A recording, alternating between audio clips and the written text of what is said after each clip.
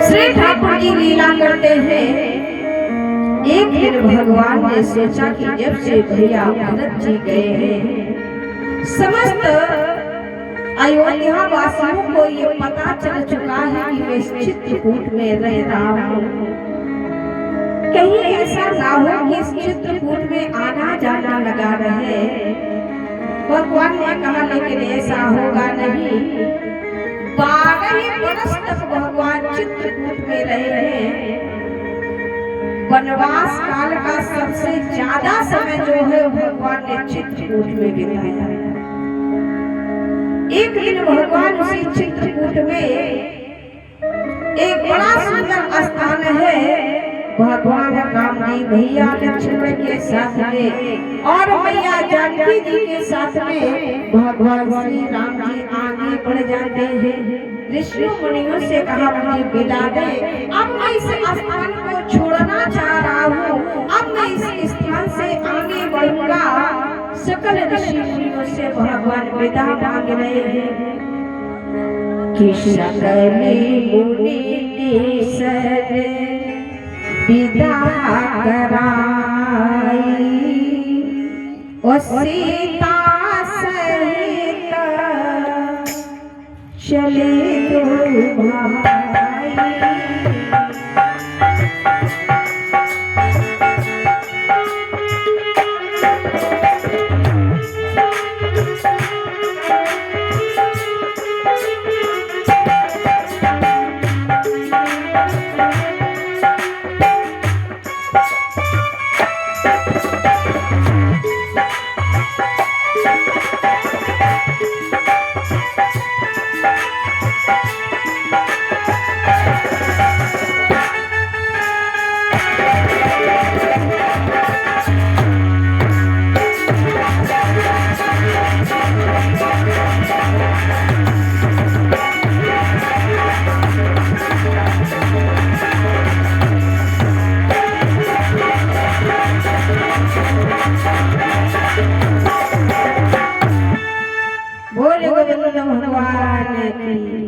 सकल मुनि से विदा कराई और सीता सहित चले दो भाई। जब राम जी वहाँ से आगे बढ़े तो उसी चित्रकूट में एक बड़ा सुंदर आश्रम बना है।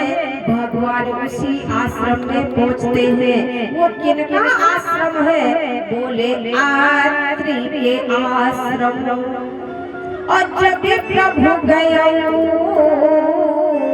तो सुनते महामुनि हर्षित भयो।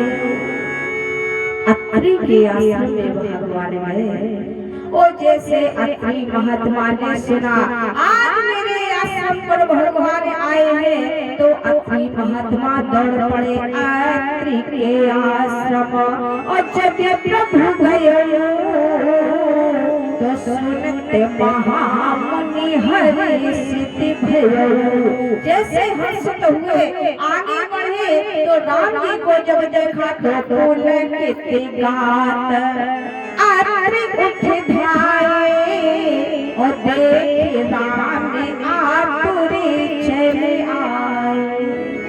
राम जी के पास में आए और जैसे ही राम जी के पास में आए तो करते दंडवत और मुनि को बुलाए।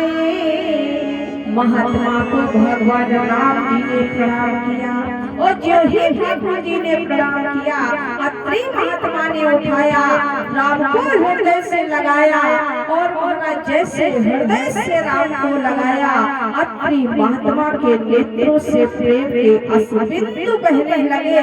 इतने बहे मानो उन आंसुओं से भगवान को स्नान करा दिया कि करते दंडवत। अब मुनि को बुलाए और प्रेम वाली तो चले हरियाणा। आज महाराज अश्रुबिंदु टपक पड़े।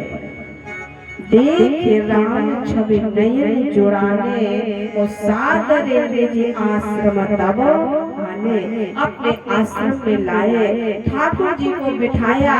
आज अत्रि महात्मा ने देखा कि इन ठाकुर जी के साथ में एक मैया है जो जगत की जननी है, सीता मैया।